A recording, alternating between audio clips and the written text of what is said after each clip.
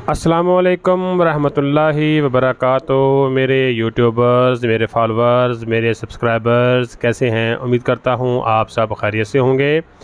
आज हम गुर्दों की बीमारी गुर्दों की पथरी के बारे में बात करेंगे।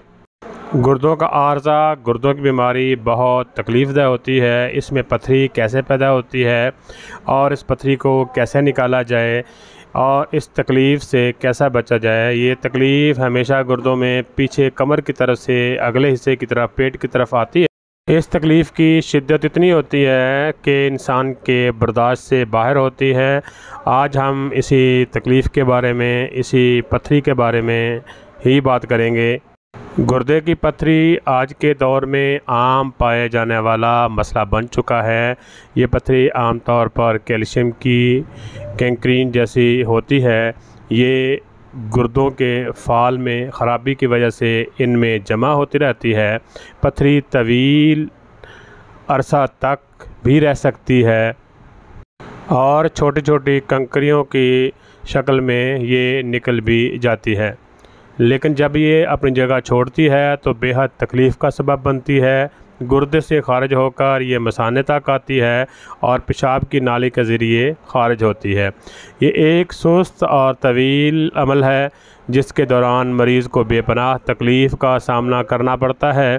अमूमन इसका इलाज ऑपरेशन ही बताया जाता है, लेकिन जदीद तिब के मुताबिक कुछ कुदरती ग़िज़ाएँ भी इस मसले के हल के लिए तेज़ बहदफ नुस्ख़ा हैं। तो नाज़रीन, अगर आपने मेरे चैनल को अभी तक सब्सक्राइब नहीं किया तो मेरे चैनल को सब्सक्राइब कर लें, लाइक कर लें और साथ लगे बेल आइकन के बटन को भी प्रेस कर लें ताकि मेरी हर आने वाली वीडियो का नोटिफिकेशन आपको जल्द से जल्द मिल सके।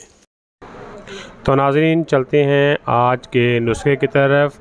हमारे नुस्खे बिल्कुल मामूली, कम कीमत और जल्द तैयार होने वाले होते हैं और ऐसे टोटके बताते हैं जिससे मरीज़ को जल्द शफायाबी हासिल हो और उसकी तकलीफ़ में भी कमी आए और उस पर ख़र्च भी ज़्यादा ना हो।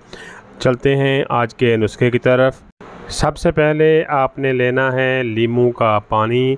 लीमू देसी होना चाहिए। इसका पानी निचोड़ के आपने निकाल लेना है 100 ग्राम और इसके बाद आपने लेना है जैतून का तेल। वो भी आपने अच्छा जैतून का तेल लेना है 100 ग्राम। इसके बाद आपने लेना है आब जौ का पानी। ये भी आपने ले लेना है 100 ग्राम। और आपको ये बता दें आब जौ का पानी कैसे तैयार करना है। आपने जौ ले लेने हैं 50 ग्राम और उसमें 250 ग्राम आपने पानी डाल के उसको भिगो देना है और थोड़ी देर के बाद उसको आंच पर रख देना है। हल्की आंच पर उसको पकाएं और इतना पकाएं कि वो 3 गुना रह जाए, यानी उसमें से 3 गुना पानी बच जाए तो वो आब जौ आपका तैयार है।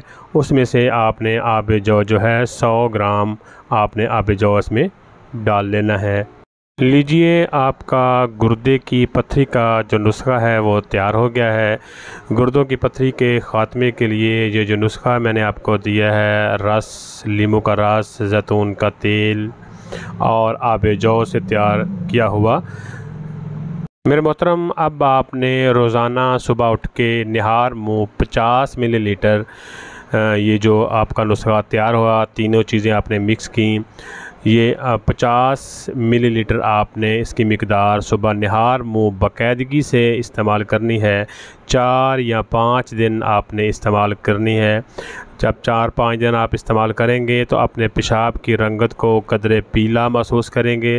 अगर आपके पेशाब की रंगत पीली महसूस हो रही है, आपको थोड़ा गाढ़ा महसूस हो रहा है, तो ये समझ लीजिए कि आपका नुस्खा जो है वो काम कर रहा है।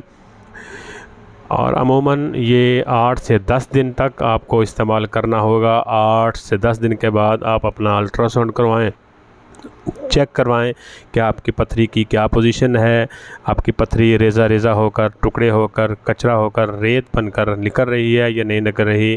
तो इंशाअल्लाह आपको जी सिर्फ़ 8 दिन में ही ये रिज़ल्ट देगा। दुआ में याद रखिएगा। अल्लाह आपका हामी व नासिर।